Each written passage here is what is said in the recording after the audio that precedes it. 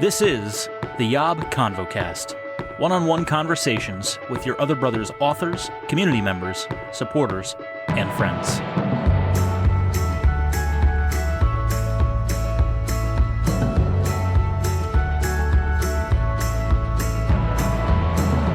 What's up, friends? And Happy New Year. Happy 2022. Best year ever, right? Or so we shall hope. We shall see. Welcome back to the YOB ConvoCast, conversations with the all-stars in our community. And when I think of all-stars, when I think of superstars in our community, honestly though, I could get emotional in a heartbeat. There aren't many people left who have been with me in this YOB endeavor from the beginning, but today's guest has. He's been there since day one, and he is and will always be the most fashionable one among us. It's our other brother, Matt. What's up, Matt? What up, everyone? And yes, I'm the most fashionable of everybody in this group. And you know it, I know it. So thank you, Tom. There's no denying it. You know, Matt, I don't know if you listen to our YOBcast. You know, I don't like to reference the YOBcast too much because we are a separate show. We are not connected with the YOBcast in any way. No. But on a recent YOBcast, I mentioned our top podcasts of the year. And I got to say, Matt, you pop up quite frequently, like whether it's talking about masturbation, that was our top episode of the year, fetishes, men's fashion. Even I wanted to stoke your ego a little bit, Matt, because there was one episode from our top 10 listened episodes of 2021 that didn't even come out in 2021. It came out in 2020, and that was Gay Sex and Hookups, which is where you share a lot of your story. So you're involved with half those episodes. So I hope it's encouraging, because I love that you're not afraid of fetishes. You're not afraid of talking about sexual topics. And I just admire your courage. And I just wanted to affirm you that you've been responsible for some just really engaging conversations that we've had over the years. Yeah. Thank you, everybody, for listening to all those episodes. And you're welcome for those who want to listen / talk about those topics and are kind of either afraid or uneasy about bringing the conversation to lights and everything. I'm just doing what I do. Me being Enneagram 8, I love honesty. And not only that, but they're also, these discussions are basically adult conversations that eventually everybody should or will probably have to discuss, whether they're friends or whatever in their lifetime. So I'm just giving you guys a head start from my point of view, and just kind of like diving into these topics. Whether you like them or not, that depends on you. For myself, it's just who I am. I'm just going to talk about it. I'm going to be honest, and that's it. Take it or leave it. It's the 8 energy. You're not afraid to go there, and I admire the courage. So there is that. But Matt, Happy New Year. What's the word? What's the outlook for this year? We're going to talk about the way I see this episode going, because we have a very limited scope, and we were texting today, so you understand the stakes today. We have a lot on the docket. Because I want to finish the conversation with talking about the new year, but just in a word or two, in a sentence or two, how do you feel about 2022? 2022 is basically 2020 part 2. It's going to be redeeming 2020. That's what 2022 is going to be. Wait, I thought 2021 was 2020 part 2. No. 2021 was the extension of 2020. And now so it's basically like 1 year. So 2020 is 2 years in length, and then now we're in the sequel, part 2. Okay. Yep. Yeah. That makes sense. Definitely so basically 2022 is basically the redeeming of 2020. Okay. So that's what I believe. You heard it here first, folks. We're gonna follow up with you in August, Matt, and there's gonna be some other calamity that's hit the planet, and we're gonna be like, Matt, you said this was the redemption of 2020. But I'm hopeful too. I really am. I'm a general, you know me, I'm generally a doom and gloom type of person, but even I feel like 2022, surely there has to be more redemption in the air.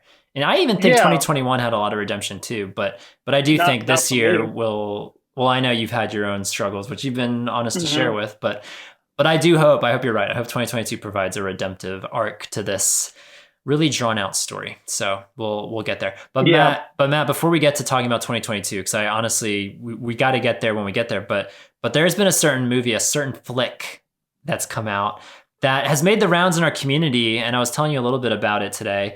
But I think this is the perfect medium, because I guess we could talk about it in the intro segment of a YOBcast, like that could work. But usually we're quickly trying to get to something. We're trying to get to the main discussion. Yes. Whereas the ConvoCast really is the open range. It's the Wild West. Like, we can do whatever we freaking want here. It doesn't matter. So we could talk about Spider-Man No Way Home for the entire 20 minutes if we wanted to. I feel like to honor the state of the world and the state of time that we're in, it would be good to talk about New Year's and resolutions, all that stuff too. But but Spider-Man No Way Home, the reason we're bringing this up, and I'm going to sound the alarm right now, spoiler alert, if you have not seen the movie and you care to see the movie and you don't want to know what happens in the movie, then hit the pause button, come back later. Either hit the pause button or fast forward. Because we are going to talk about spoilers within the movie, discuss what's going on. I would say pause button versus fast forward, because if you fast forward, you may not fast forward enough, and I'm not going to do the work of telling you where to fast forward to. So, actually, for a friend of mine who has not seen Spider-Man No Way Home, you know who you are. I will text you or message you and tell you the timestamp where to fast. Basically the timestamp where to fast forward. Okay, and then you can play. And Matt will text everybody listening the timestamp of where to go to if you've not watched Spider-Man No Way Home and you don't want to be spoiled by it. Because Matt's a great guy. He'll do that. Yeah, or you could actually put it in the description saying, "Hey, this is where we stopped. Here's a timestamp." I know. I joked that I won't do the work, but honestly, it's not that much work just to click the number and post that. So I'll do that. I'll do that for the nice people out there.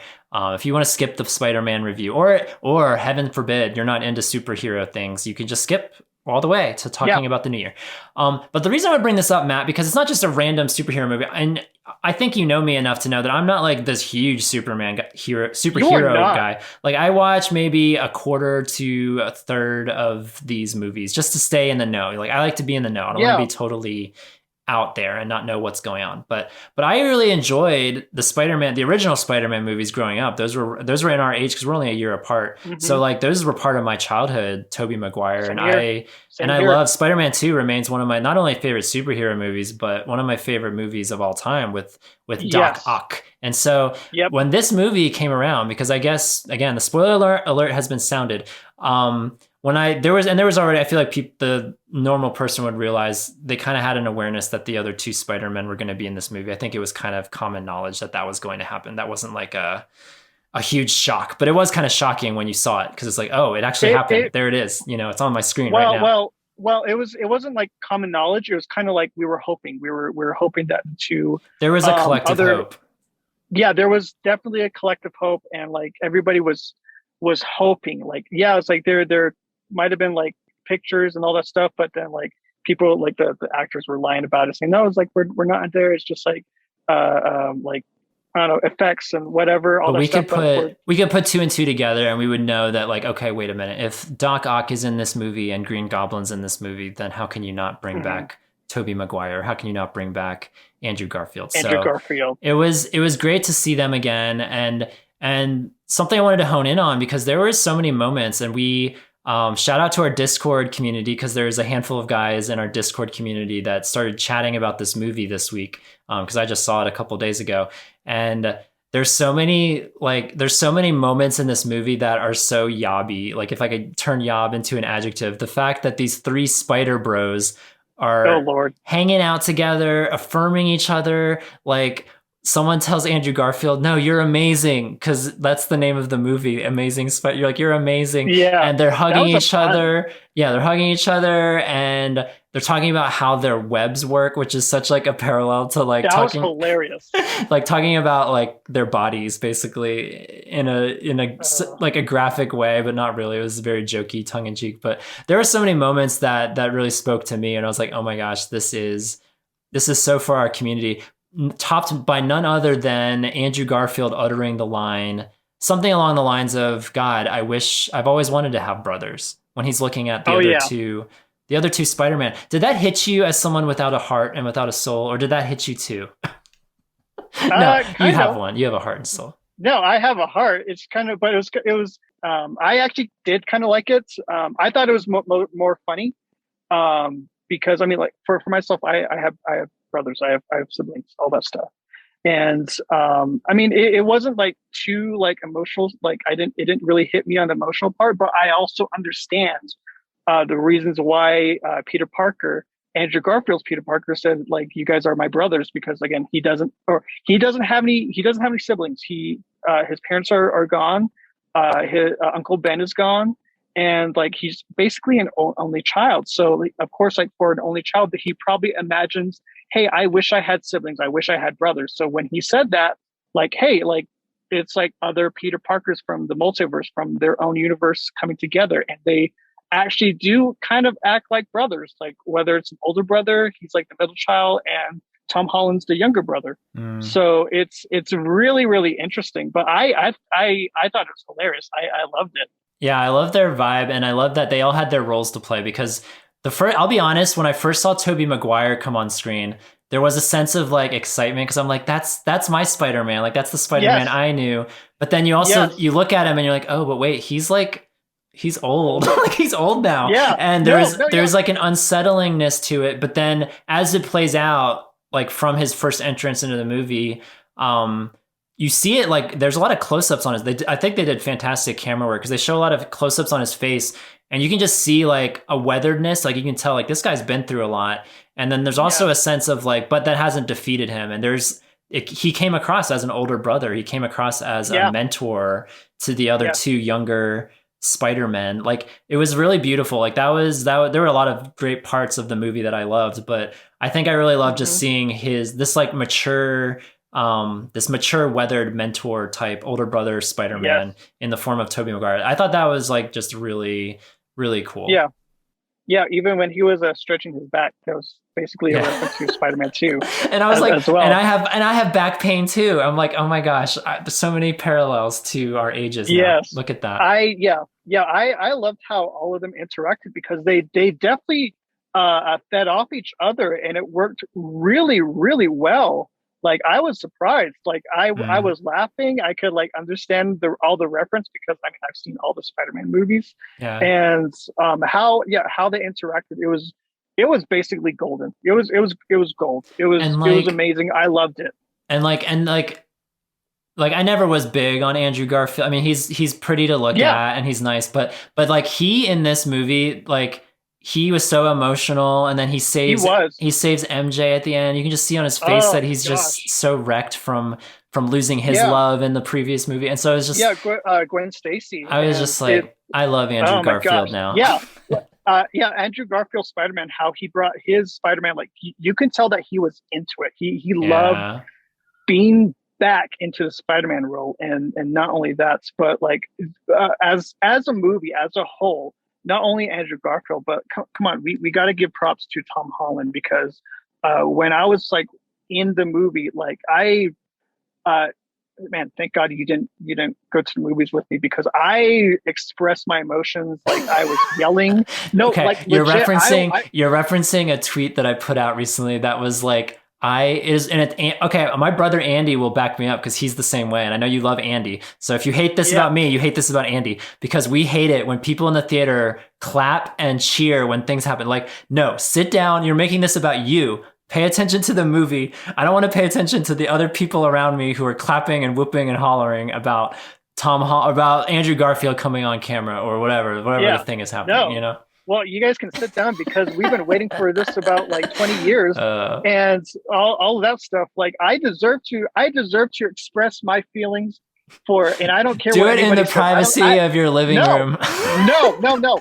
You guys are gonna like deal with it and live with it, because this is what happens for those of us, especially for myself, who is an 8, who is like very intense with my emotions. Mm-hmm. I get to express my emotions, and that's what I did. I was cheering, I was yelling, like especially when the part where the Green Goblin's when Green Goblin stabbed Tobey Maguire, I screamed, I yelled out like, no. Did you think that they killed Tobey Maguire in that moment? Yes, I did. I was like, no. So I screamed, but not only that, but like throughout the whole movie, like I probably like wept like 3 times, like through the whole. It was emotional. The whole thing. There were some emotional parts. it definitely was. So okay, so another one that I definitely cried on, and I just kept yelling no, no, no, no, was Aunt May's death. That one hit me so hard, and it was so unexpected because it was like, and when she said, great power comes great responsibility." When I heard that, I was just like, "Holy crap!" She like actually said the reference, the Uncle Ben's reference, but at the same time she was dying, and I just kept saying no, no, no, no, Did it no, hit no, like you that. to make it Oh real? To make it real, Matt. Did it hit you because you've come on the podcast and you've shared a lot the last year or two that yeah, you've experienced a lot of death? Like, did you feel yeah. that personally, or did you just No, it no, feel no, emotional it about it from definitely the movie's sake? both movie and also Yeah, in real life. personally because because it's like it was very unexpected, and not only that, Yeah. from my life, like all these deaths within my family, it's so unexpected, and it was just it. Oh my gosh, that not only that, but like the anger at the last part where um, Tom Holland's Spider-Man was literally going to kill uh, Green Goblin, like the anger and the revenge and the expression. But then who came to the rescue but Tobey Maguire. youth pastor Tobey Maguire? Yes, One of so my favorite basically, yes. lines. One of my favorite lines from the movie was when someone who called him a youth pastor the way he was dressed originally. One of I the think it was characters, MJ what? Yeah, or Ned, one of those. yeah, yeah. That was hilarious. But yeah, like where he just like expressed like no, just like you're bigger than that. This isn't the You're way. stronger. Yeah, Yeah, exactly. And when like, dude, I've never seen Tom Holland express like that much he anger, and was I good. really believed it. He was He's so good. he's a great, yeah, no, he's Oh, a great Spider-Man. My heart will always go to Tobey Maguire, but Tom oh yeah, Holland is really he's great yeah. in this role. And And this whole movie was basically like kind of towards the end of Tom Holland's origin story of like he's now actual Spider-Man. He's an actual adult. He is now his own character, and I loved everything about it. And it was just like so good. It was so different. It was so different, and it was so good. And I really want to watch it again. But at the same time, I don't want to go through the whole Aunt May death scene because it hit me so hard, and just like I don't want to go through that again. But at the same time, I really want to go through it the poor again. guy, yeah. I think Ugh. to tie a bow on the Spider-Man conversation, like what I appreciate about these movies, not that I don't want to paint too broad a brush because I know other superheroes go through things too. Like to some extent every superhero has to go through something to Yeah, come out the other side. But I think what Spider-Man movies really do really well is they really humanize this character because yes, he's lost, you know, he didn't have parents and he lost his uncle. Well, in this universe, I guess he didn't really know his uncle, but he lost his aunt now. hmm He lost Iron yeah, Man, which became like a father figure to him. oh yeah. And so the fact And that yeah, everybody doesn't know who he is now. yeah, and that's the other thing. I mean, that's the kicker at the end of the movie is everyone forgets who he is, and so there's that element too of like it's Hmm. almost like he died, and so there's a sense of grief and just like real life issues that I think that they do Oh really well yeah, in these movies because that's kind of why I don't generally go for a superhero movie because it just feels really sugary. It feels like this like let's campy. just get bright colors and let's save the orb, the glowing orb, and then let's campy. Yeah, not all. Again, that's painting a broad brush, but I will watch these movies because for whatever reason they seem to really tap into the human struggle and you really Hmm. resonate with this struggle with like this guy who just wants to be a normal teenager or a normal college student now. Like the whole first part of the movie, he just wants to go Yeah, to college with his friends, and that gets yeah, wrecked and ruined. And so I don't know, it's just really relatable and there's a lot of broy moments. And I just thought it was a great conversation that we could have yeah. here on the And yeah, show. not only that, but there's also like something that we've never seen before, which is the redemption of villains. So Mm. we've never seen that before, and they actually did a really good job in this movie. So I congratulate Spider-Man: No Way Home. I congratulate all the cast, and they did an incredible job. They really did. Probably it's going to be one of my favorite Spider-Man movies. They didn't need to bring back the little lizard man though. What was his point? He had no point. Yeah, yeah. Or the sand guy, like whatever. Sandman. Just stick with Doc Ock and Green Goblin and Jamie Foxx was fine. You can have him too. But Oh, he was it hilarious. was like, yeah, we don't need the other ones. Yeah. But Hmm. anyway, it was good. 2 thumbs up. And I think that takes us to the end of the timestamp, Matt. So now you can text your Yes. friend. Now Matt's friend. Hey, Matt's friend. We're done talking about Spider-Man, and Mhm. we're concluding the show with some thoughts on the year. I put it out to you, Matt. Like, what's something that you're looking forward to this year? Something that you hope to accomplish this year, maybe? Or what's Yeah. something that, or on the flip side, what's something that scares you about this year, or maybe is challenging about this year when you look ahead? Well, compared to the past 2 years, I'm really hoping that there's no more death in the family Mm. because that's basically what happened within 2020 and 2021. Because it was hard. It was definitely hard. And I went through a lot of grief and went through a lot of sorrow. And not only that, but I mean, I still went through like a ton of crap in 2021. One thing that am enjoying is kind of like the friends that I have. We used to have a thing. I used to have a friend group called the Marbles Group. We kind of disbanded a little bit, but we still get together here and there. So I'm happy that I still have friends that I can depend on. I have a friend who came back from school. He lives in Nebraska, going there for a doctorate's degree. And he came back. We hung out a lot, and one of my best friends. And then I have another friend who lives here. He's been kind of like my rock. He's a two. He's an Enneagram two, but me and him balance each other out, and I'm glad for him. Shout Um, out to the and twos. You're a lot, but you're great. yeah, exactly. And then also, I'm actually grateful for one of our YOB authors, Dean. So he's been Mhm. actually there for me throughout this whole thing.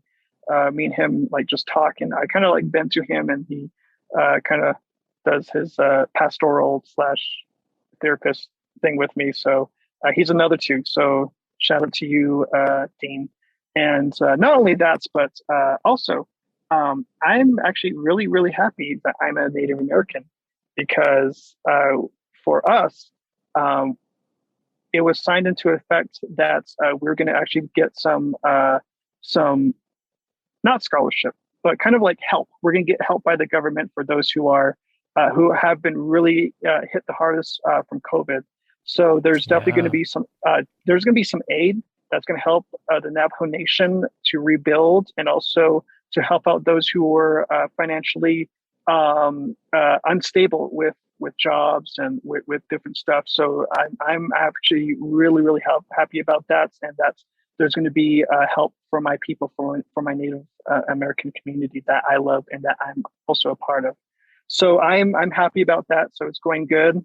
That's amazing. Not only that, I'm hoping that I can travel a little bit more in 2022. Me too. I was gonna tie a Yeah. bow on the conversation, Matt, because we have to go, but like something I'm looking forward to that I swore on the air, I made a promise that I would Yes, you did. come see the balloons near you Yeah. in the fall of this year. And so that is a trip I'm still hoping to make, planning to make, to Yeah. see the hot air balloons there in New Mexico. I would love to just enjoy that, bask in that with you. And remember, Yes. Matt, you're going up with me. You're going up with me in the balloon. So save up. Yeah. Use Yeah. your Navajo Well, Nation recovery money and save up.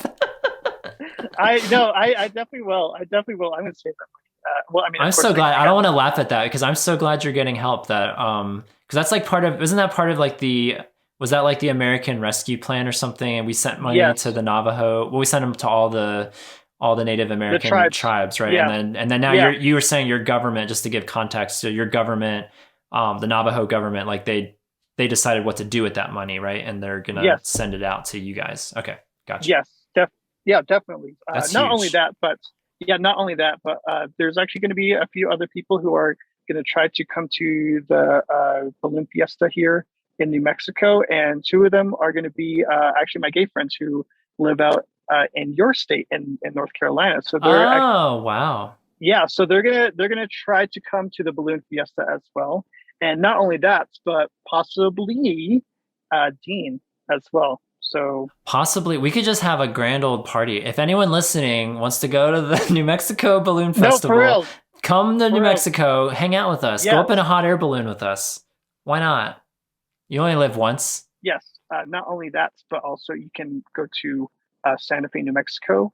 Uh, explore the historical relics of there, And and Meow also Wolf. go to I know. and Meow Wolf. Yes, you're going to be excited about that one. You loved it the first time that you went there, and I know you want to go back. Oh my gosh. Okay, quick story because we are out of time. We are over time. We are.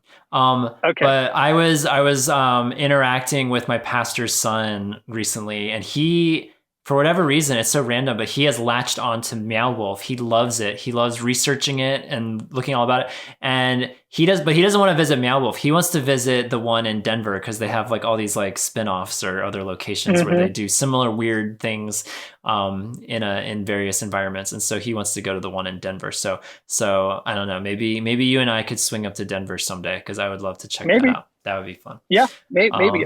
I'm all for it. Yeah. All right. So this is, again, a reaffirmation of balloons happening somewhere in the neighborhood of 8 or 9 months from now. So we're going to revisit that when we get there. But but this has been a wonderful conversation, Matt, about Spider-Man, about brotherhood, about death and grieving and loss and nostalgia, and hopefully a cheerier, more fulfilling year ahead. More hopeful year of 2022. I hope so. I hope so too. And I feel it too. I feel the vibes. I feel like the tide is turning. So if you guys are struggling out there, hang in there. We're getting closer and closer to the proverbial end. I believe it. I hope it. So stick with us. We're back. We're back in the mix, you guys, for 2022. So stay tuned for another YOBcast, another ConvoCast coming soon. Matt, a delight to see you and to listen to you. We didn't even mention that our outfits are like flip-flopped. Like you're wearing yellow and blue, and I'm wearing blue and yellow, and it's just like quite a world. Oh we didn't even plan this. Look at us. Yeah, flannels. Yeah, basically we're beanie buddies. Flannels and beanies of opposite colors. You guys can visualize it. It's a beautiful image. Oh yeah. And also another thing, when you do come, we're going to go shopping. Oh yeah, absolutely. There's not a trip to visit Matthew if there's not shopping involved. So I'll be sure to let the listeners know what he's sold me on. So we'll get there. And hey, maybe in 2023 I could finally go out there and visit you. And then I can take you shopping. Plot twist. That's never happened. I've never taken Matt shopping. It's always him taking me shopping. No. So maybe we'll make that happen. We'll go to Walmart and we'll have a good old time. Honestly, I could actually find some good stuff at Walmart. I bet you could. Yeah, you're that good. You can make it work anywhere. Yeah. All right.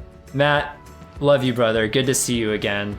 And listeners, until we cast our next convo, Happy New Year. Happy New Year. Bye. Laters.